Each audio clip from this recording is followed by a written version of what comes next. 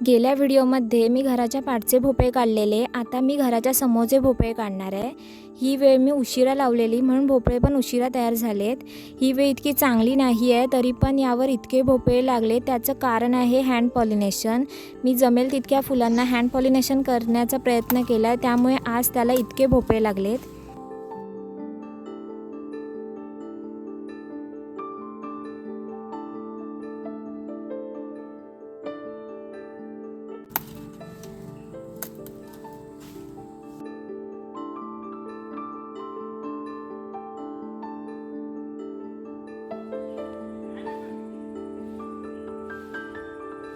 आता मी जाते पडवळ काढायला। पडवळीची वेळ आता सुखायला लागले तरी पण त्याच्यावर छोटे छोटे पडवळ तयार होत आहेत।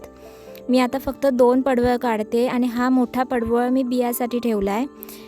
पडवळ सुकल्यावर कसा दिसतो यावरही मी एक व्हिडिओ तयार केला आहे, त्याची लिंक मी खाली दिले। तर हा होता माझा आजचा हार्वेस्टिंग व्हिडिओ आवडल्यास चॅनलला नक्की सबस्क्राईब करा।